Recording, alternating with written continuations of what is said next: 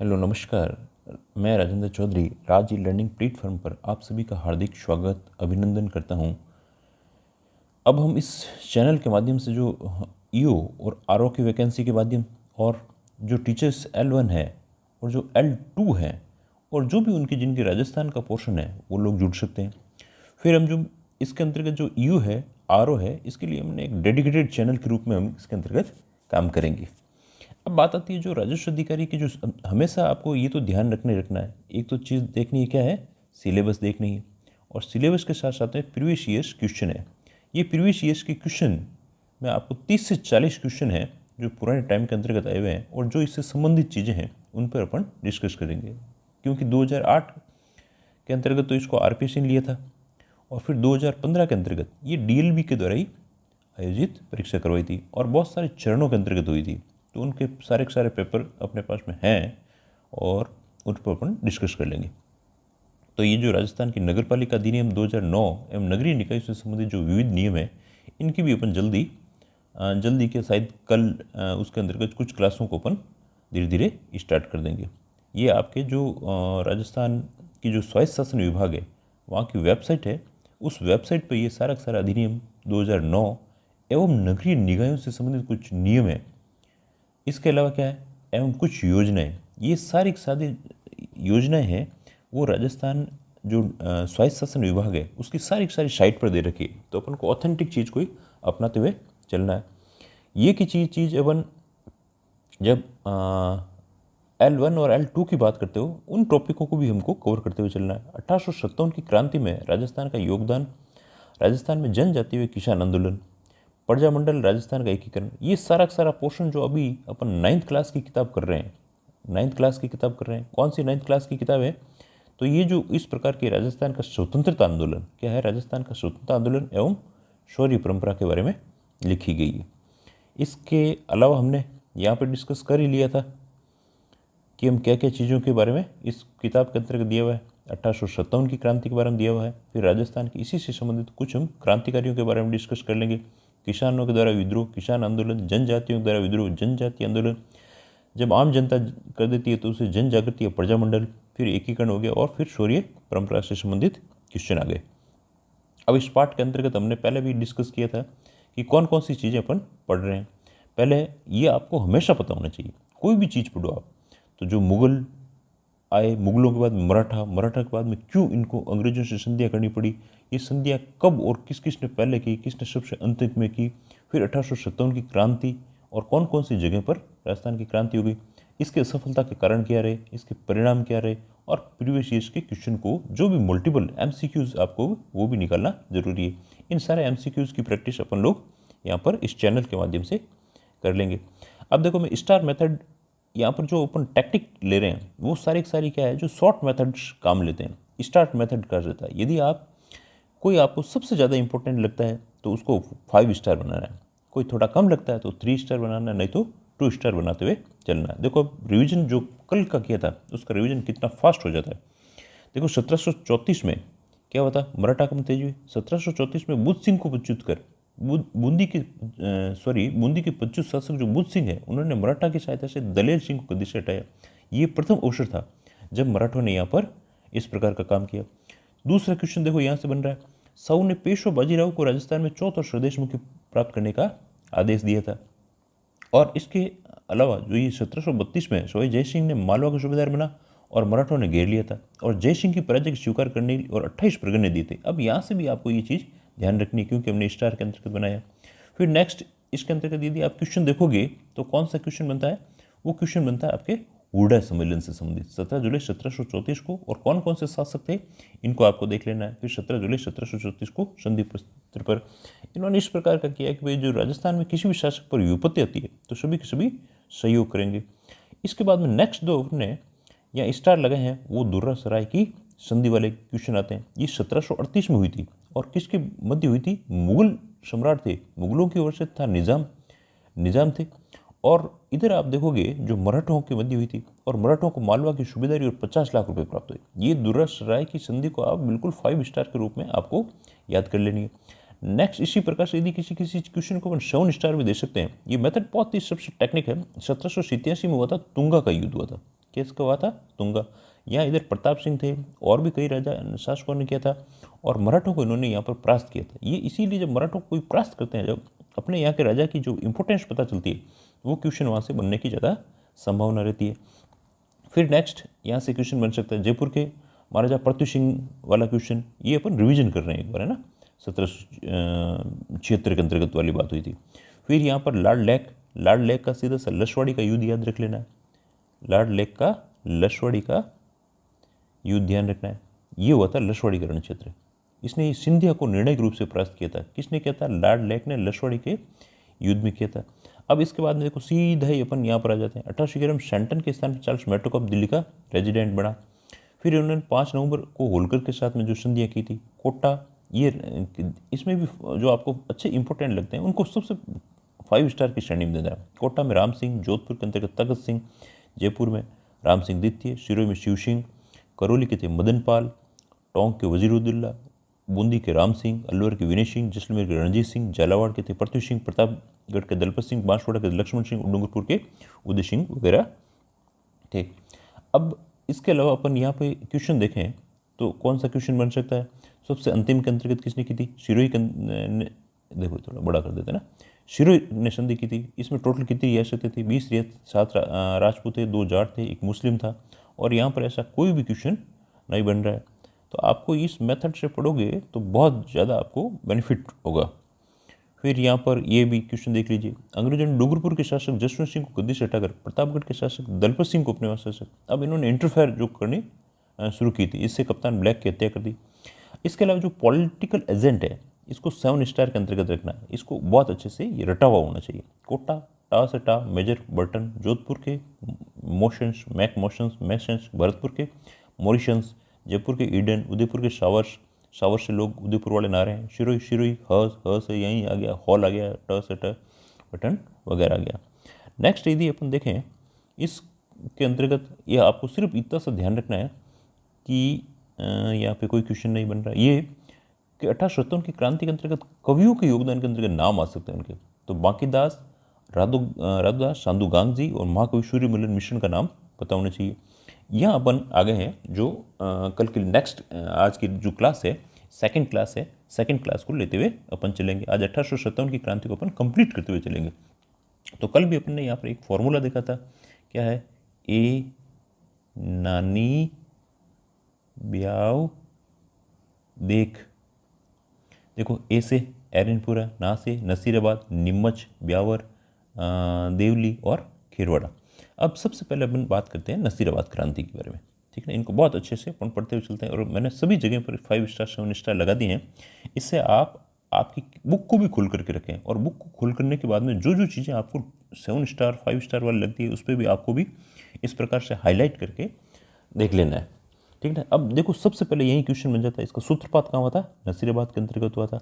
उस समय यहाँ पर कई प्रकार की छावनियाँ थी, कई प्रकार के जो रेजिडेंटें थी। कौन कौन सी थी? एक तो 15वीं थी, एक इसके अलावा 30वीं बंगाल नेटिव इन्फेंट्री थी और भारतीय तोपखाने के सैनिक थे, भारतीय तोपखाने के सैनिक टुकड़ी थी तथा पहली बम्बई लॉन्सर्स थी। अब यहाँ 4 ऑप्शन दे देंगे, 15वीं, 30वीं, भारतीय तोपखाने के सैनिक और बम्बई लॉन्सर्स थी। अब किसने विद्रोह किया? तो सबसे पहले जो विद्रोह किया था ये 15वीं नेटिव इन्फेंट्री ने किया था और इसका भी रीजन था, क्योंकि सबसे पहले इनकी जब बंगाल जो नेटिव, पढ़ भी लेते हैं इसे, इन्फेंट्री में सैनिकों ने सोचा कि सारी कार्रवाई सैनिक कुचलने के लिए की गई, तोपें भी उनके विरुद्ध प्रयोग में की जा रही है। तो उनको ऐसा लगा यार, शक होने लगा इनकी नीति पर, क्योंकि पहले इनको अजमेर शस्त्रागार में लगाया था और उसके बाद में उनको नसीराबाद भेजा था। तब उन्होंने ब्रिटिश जो अधिकारी थे उनसे नाराज भी हो गए थे। इसके अलावा उस समय जो छावनियों में बंगाल और दिल्ली के संदेशवाहक साधु थे वो फकीरों के वेश में राजस्थान आए। उन्होंने भी इनको चरबी वाले कारतूसों से क्या किया, मोटिवेट किया था कि आप क्यों इस प्रकार के गुलामी के अंतर्गत जी रहे हो। तो इनमें आ गया। अब ये यहाँ से क्वेश्चन बनता है, क्या क्वेश्चन बनता है? ये 5 स्टार वाला क्वेश्चन है। सबसे पहले देखो, क्वेश्चन ये हुआ कब था? 28 मई 1857 को ये सूत्रपात हुआ था और किसने किया था? 15वीं बटालियन नेटिव इन्फेंट्री, 15वीं बटालियन नेटिव इन्फेंट्री। ये आपको अच्छे से याद कर लो। अब इन्होंने सबसे पहले सैनिकों ने तोपखाने पर अधिकार किया, सारी भगदड़ मच गई और अंग्रेज सैनिक अधिकारी मेजर स्पोर्टशूड, अब यहाँ से क्वेश्चन बनता है, कई बार इनके नाम पूछ लिए जाते हैं। मेजर स्पोर्टिशवुड और कर्नल न्यूबरी की हत्या कर दी थी। मेजर स्पोर्टिशवुड और कर्नल न्यूबरी की हत्या नसीराबाद के अंतर्गत जब क्रांति का सूत्रपात हुआ था तब इनकी हत्या कर दी थी। फिर लेफ्टिनेंट लॉक तथा कप्तान हार्डी घायल हुए थे। अब इनको घायल हुए हैं, उनको ज़्यादा पूछे जाने की संभावना कम है। अंग्रेज अधिकारियों ने नसीबाद से भागकर ब्यावर में शरण ले ली। चर्च के अधिकारियों ने बंगले में आग लगा दी गई, खजाने में तिजोरियां तोड़ दी गई और इन विद्रोहियों ने 4 ब्रिटिश अधिकारियों के अलावा रक्त की एक बूंद भी नहीं बही। छावनी को तहस नहस करने के बाद विप्लवी सैनिकों ने विलंब दिल्ली की ओर प्रस्थान किया और ये विप्लवी दिल्ली कब पहुंचे थे तो 18 जून को पहुंचे थे। 28 मई से 18 जून को, लगभग 20 दिन के आसपास ये वहाँ पर पहुंच गए थे। अब नेक्स्ट बात आती है सेकंड कहाँ पर हुआ था तो सेकंड हुआ था नीमच की क्रांति हुई थी। ये नीमच यदि आप देखोगे तो कुछ इस प्रकार से ये एमपी के अंतर्गत अब आ गया है, तो यहाँ पर आया हुआ एमपी के यहीं पर, इसीलिए इसके मार्ग भी पूछ लेते हैं। ये कहाँ से होते हैं, जैसे यहाँ से निम्बाड़ा, देवली, टोंक, यहाँ से होते हुए आगरा की ओर गए थे, तो इनका रास्ता रूट है, ये भी पूछ लेते हैं। अभी जब अपन एमसीक्यूज करेंगे तब आपको पता चल जाएगा। तो ये होता 3 जून 1857 को। ये इसके नसीराबाद के 6 दिन बाद में इस प्रकार की विद्रोह भटक गया था। क्रांतिकारियों ने छावनी को लूट लिया था तो उसमें आग लगा दी। नीमच छावनी को लूटने का क्रांतिकारी नीमच से रवाना होकर सरकारी बंगलों को लूटते हुए उससे आगे निकले, शाहपुरा पहुंचे। अब ये भी ध्यान रखना, कहाँ पहुंचे, शाहपुरा, भीलवाड़ा पहुंचे। शाहपुरा के शासक क्रांतिकारियों को भोजन में ठहरने की सुविधा की थी। अब देखो, एक तो शाहपुरा का जो शासक था इसने भी क्या किया था, यहाँ पर उनकी हेल्प की थी, शाहपुरा वाले शासक ने की थी। इसके पश्चात क्रांतिकारी निम्बाड़ा पहुंचे। ये ध्यान रखना है, शाहपुरा से पहुंचे निम्बाड़ा इधर चित्तौड़वाड़ा एरिया के अंतर्गत आ गया, थोड़ा सा इधर ये चित्तौड़ थोड़ा सा है, इसलिए इस प्रकार से आ गया। तत्पश्चात क्रांतिकारी फिर देवली आए, टोंक आए, आगरा आए। अब यहाँ से भी इसको भी आप है ना, इसको कम से कम 3 स्टार क्वेश्चन के रूप के अंतर्गत आपको अच्छे से याद करना है। हम क्या है कि जब सेकंड टाइम थर्ड टाइम जब रिवीजन करते हैं तो सिर्फ 3 स्टार वाले करते हैं। यदि आप इनकी चाहते हैं तो सिनॉप्सिस भी बना करके इनके जो इंपॉर्टेंट पॉइंट है उनको भी आप नोट करके पढ़ सकते हैं। ये सबसे बेस्ट मेथड होता है। मार्ग में अनेक स्थानों पर जनता क्रांतिकारियों को स्वागत किया गया। क्रांतिकारियों की संख्या में काफ़ी वृद्धि हुई और नीमच की क्रांति चले जाने के बाद में एजीजे लॉरेंस, यहाँ पे एजीजे कौन था, लॉरेंस था। मैंने कल भी आपको बताया था सबसे ऊपर कौन होता है, था भारत के अंदर गवर्नर जनरल था। गवर्नर जनरल के बाद में कौन थे, ये इस प्रकार से रियासतों में एजीजी थे, एजेंट टू जो गवर्नर जनरल थे। इसके बाद में थे पॉलिटिकल एजेंट, पीजी थे। अब कई बार ये तो 1857 के समय था, एजीजी लॉरेंस था। अब पूछ लेते हैं कि सबसे पहला जो अपने एजीजी कौन था, राजस्थान के अंतर्गत बना था, 1832 के आसपास बना था आई थिंक। ये मिस्टर लॉकेट थे। कौन थे, मिस्टर लॉकेट। आपको ये नाम याद रख लेना है। सबसे फर्स्ट बनने वाले मिस्टर लॉकेट थे, 1857 की क्रांति के अंतर्गत थे, जो एजीजे लॉरेंस थे। अब नेक्स्ट बात करते हैं एरिनपुरा तथा आउवा की। ये सबसे बड़े बड़े क्रांति के क्षेत्र थे जहाँ पर सैनिकों ने विद्रोह की स्थिति के अंतर्गत थे 1857 की क्रांति में, ठीक ना। नसीराबाद, नीमच और एरिनपुरा थे। यहाँ पर 3 जगह पर सैनिक विद्रोह थे। अंग्रेजों के विरुद्ध विद्रोह का झंडा उठाने के लिए, उनकी सत्ता को चुनौती देने के लिए काम मारवाड़ के जगह किया। एरिनपुरा में स्थित जोधपुर की सैनिक, ये देखो जोधपुर की सैनिक टुकड़ी जब नसीराबाद में हुई क्रांति की सूचना मिली तो 21 अगस्त 1857 को, यहाँ पर कब हुआ था, काफ़ी लेट हुआ था, 21 अगस्त 1857 को क्रांति का बिगुल बज गया और क्रांतिकारियों ने एरिनपुरा स्टेशन को लूटा और मारवाड़ के रास्ते दिल्ली की ओर रवाना हुए थे। ये ध्यान रखना है, एरिनपुरा स्टेशन को लूटा और फिर मारवाड़ के रास्ते दिल्ली की ओर रवाना हुए थे। और यहाँ क्रांति की जो शुरुआत की थी वो कौन थे, जब क्रांतिकारी पाली पहुंचे तो यहाँ के अववा के अववा पाली जिले में स्थित गांव है जहाँ ठाकुर कुशाल सिंह ने उन्हें अपनी सेवा दी थी। और अववा के ठाकुर को मारवाड़ का शक्तिशाली सामंत था। अब एक तो राजा थे और राजा के भी नीचे क्या होते थे, सामंत होते थे। तो ये सामंत भी ज़्यादा परेशान थे। इसमें जो आप देखोगे अववा के ठाकुर है, जो सेलुम्बर के हैं, जो कोठारिया के जो ठाकुर हैं, इन सब ठाकुरों ने भी क्या है, इनके साथ में बढ़ चढ़ कर भाग लिया था। अब अपन ने देखा इसमें शाहपुरा का राजा भी था, राजा ने भी सहयोग किया था। वे अंग्रेजों और जोधपुर के महाराज दोनों के विरोधी था। ऐसा कहा जाता है कि मेवाड़ और मारवाड़ अनेक सामंतों अपनी सेनाएं लेकर कुशाल सिंह की सहायता के लिए आवा पहुंचे थे। ये सभी लोग कुशाल सिंह थे, उनकी सहायता लेने के लिए भी यहाँ पहुंचे थे। अब नेक्स्ट बात देखो, यहाँ पर लिखा हुआ है, अब यहाँ से क्वेश्चन बनता है, एक तो शाहपुरा के शासक ने भी सहायता की थी, एक जोधपुर के महाराजा ने की थी, और इन्होंने यहाँ सिंघवी कुशल राज को, यहाँ से क्वेश्चन बनता है।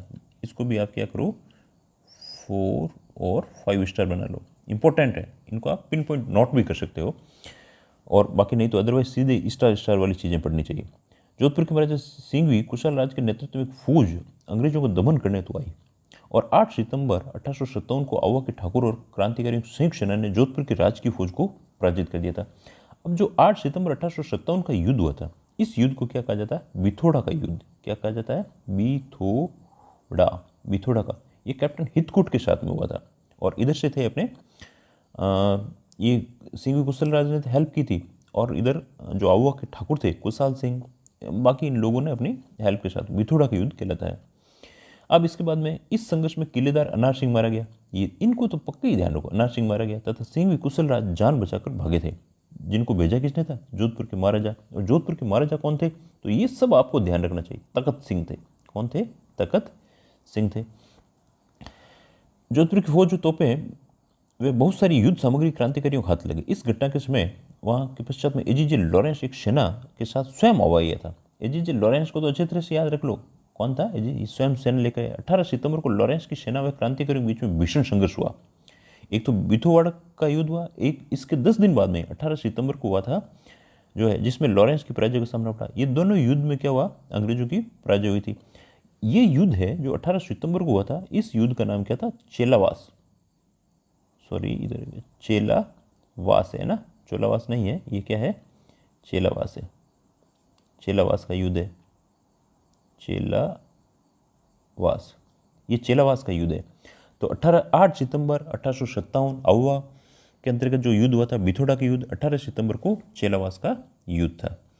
अब नेक्स्ट अपन इसके अंतर्गत देखो बात करते हैं, ये एरेनपुरा वाली बात कर रहे हैं।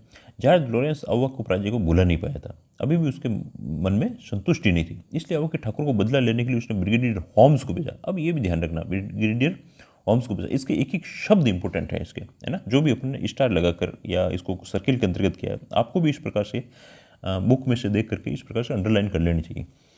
अब विशाल सेना आवा भेजी। 20 जनवरी 1858 को ब्रिगेडियर होम्स ने आवा पर आक्रमण कर दिया और दोनों सेनाओं के बीच में भीषण संघर्ष हुआ, जिसमें ठाकुर कुशाल सिंह ने आवा के किले को छोड़कर ये कहाँ चले गए थे?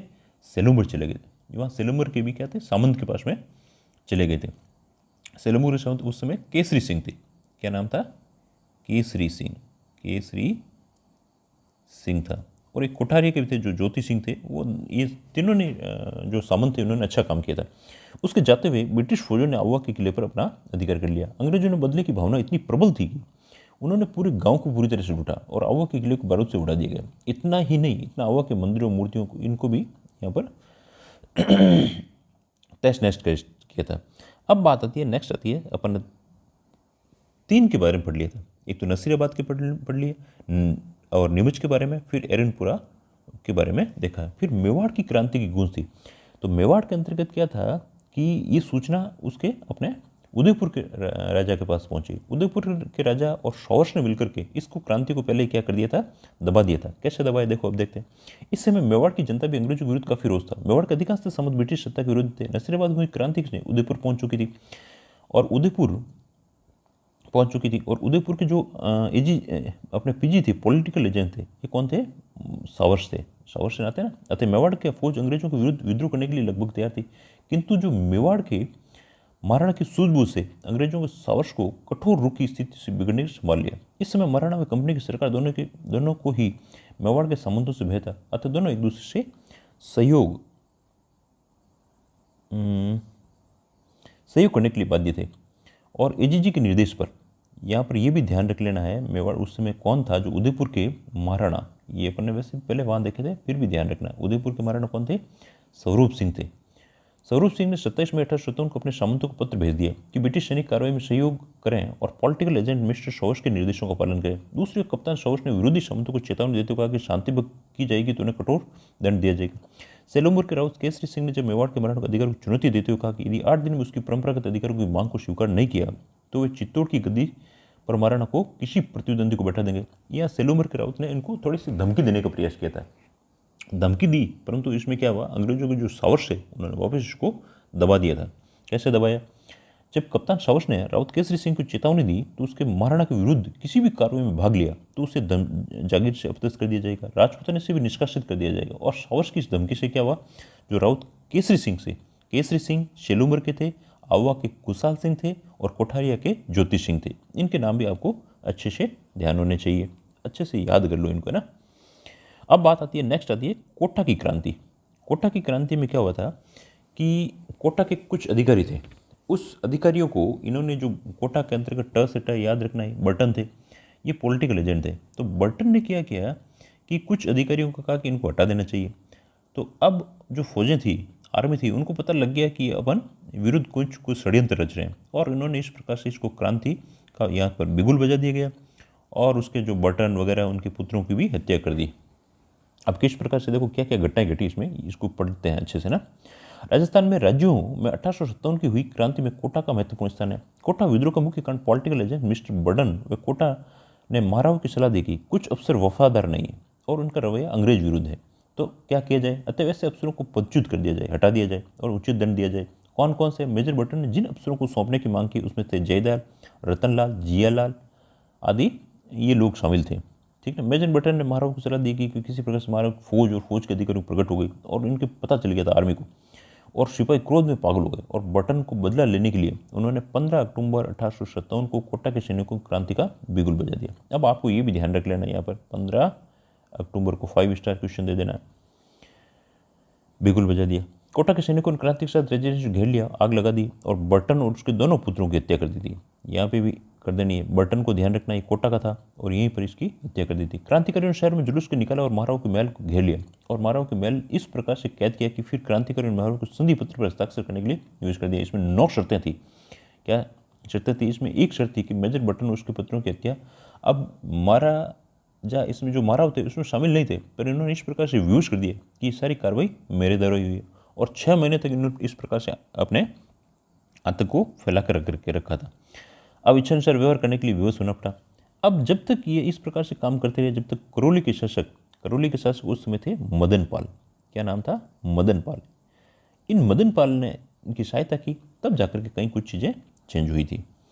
कोटा शहर पर लगभग 6 माह तक इन्होंने अधिकार कर लिया था, और सरकारी गोदामों, बंगलों, दुकानों, अस्त्र शस्त्र को लूटा, उसमें आग लगा दी गई थी। जिन्होंने जिलों के विभिन्न कोषागारों को लूटा। ऐसा लगता है कि क्रांतिकारियों कोटा रियासत के अधिकांश से अधिकारी समर्थन और सहयोग प्राप्त हो गया था, और क्रांतिकारियों ने लूटमार, अत्याचार, नगर के लोगों को भीषण आतंक पैदा कर दिया था। ऐसी स्थिति में जब तक बनी रही, जब तक मेजर एच.बी. रॉबर्ट्स ने नसीराबाद से 5500 सैनिक लेकर के 22 मार्च 1858 को चंबल के किनारे पहुंचा। अब ये ध्यान रखना चाहिए कि करौली सैनिक ने सहायता की। अब इन आतंककारियों को जो नियंत्रण किया था, किसके द्वारा किया गया था? Major HG. रॉबर्ट्स। ये नसीराबाद से यहाँ सेना लेकर के आए थे, और इन्होंने इस प्रकार से खूब आतंक फैला रखा था। अब नेक्स्ट बात अपन करते हैं, इसके अंतर्गत क्या चीज़ें हैं देखो। अब कोटा क्रांतिकारियों ने नियंत्रण मुक्त करने के लिए क्रांतिकारियों ने इस प्रकार से अनुशासित दंड दिए गए, और जयदयाल को गिरफ्तार करके तोप से उड़ा दिया गया था। जयदयाल और कोटा की क्रांति से बात आती है तो जयदयाल और मेहराब खां ये रिशालदार थे, ये भी सरकारी नौकरी थे। तो मेहराब खां, इनका नाम आपको पक्का पता होना चाहिए, कोटा से संबंधित थे। अन्य राज्यों में भी क्या क्या क्रांति हुई थी, इसके बारे में देखते हैं। राजस्थान में 1857 की क्रांति में केवल मारवाड़, मेवाड़ तथा कोटा तक ही सीमित नहीं थी, यहाँ तक ही नहीं थी, अपितु इसकी गूंज राजस्थान के अन्य राज्यों में थी। भरतपुर, जो आगरा व मथुरा से काफ़ी निकट था, क्रांति के समय अशांत रहा था, और मथुरा में विद्रोह हो जाने के बाद भरतपुर शहर में उत्तेजना फैल गई। भरतपुर की सेना में भी क्रांति का बिगुल बजा, और भरतपुर में महाराजा ने वहाँ के पॉलिटिकल एजेंट जो मेजर मॉरिसन था, अब ये तो आपको 3 स्टार तो रखना ही रखना, मॉरिसन, इनके बार बार नाम अच्छे से याद हो जाए।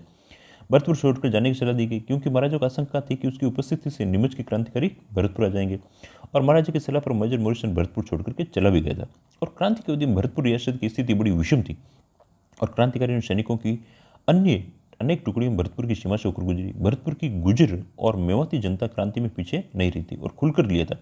अब अपन को ये भी ध्यान रखना है, देखो जो भरतपुर के महाराजा ने तो उनको कहा था कि आप चले जाओ, और भरतपुर के अंतर्गत जो गुज्जर और मेवाती जनता है उनका सहयोग रहा था। अब यहाँ पर सैनिक कार्रवाई नहीं हुई थी, यहाँ पर सैनिक की बजाय यहाँ पर जो जनता थी उनका ज़्यादा सहयोग आ रहा है। अब पड़ोसी आगरा जिले में अंग्रेजों की शक्ति वहाँ के लाल किले की 4 दीवार तक सीमित हो गई तथा भरतपुर जनता के मन में विश्वास बढ़ गया कि अब ब्रिटिश सत्ता समाप्त हो जाएगी, उनको ऐसा लगने लग गया था। अलवर में दिल्ली के कुछ क्रांतिकारियों के आ जाने के कारण क्रांतिकारी गतिविधियां पनपने लगी। अलवर रियासत के गांवों में गुजरों ने अपने पड़ोसी राज्यों भरतपुर की भांति ब्रिटिश विरोधी भावना खुलकर इन्होंने इस प्रकार से ये देखो इसमें प्रदर्शन किए थे। अब बात आती है धौलपुर रियासत भी गंभीर उपद्रव हुए थे। कैसे हुए थे? अक्टूबर 1857 की क्रांति में ग्वालियर इंदौर क्रांतिकारियों की संयुक्त सेना धौलपुर में प्रविष्ट हो गई थी, और क्रांतिकारियों के प्रति सहानुभूति के कारण धौलपुर रियासत की सेना तथा अनेक अधिकारी राजा के साथ में छोड़कर क्रांतिकारियों से मिल गए थे, जिसमें धौलपुर की सत्ता खतरे में पड़ गई। क्रांतिकारियों को धौलपुर में खूब लूटमार हुई और वहाँ के राजा को घेर करके जान से मारने की धमकी दी गई। विवश होकर के राजा को क्रांतिकारी की मांग स्वीकार की गई और धौलपुर के अन्य क्रांतिकारी राव रामचंद्र और हीरालाल। अब आपको देखो, बात तो इतनी अपन ने सारी रामायण गई है, पर बात यहाँ पर याद रखनी है आपको।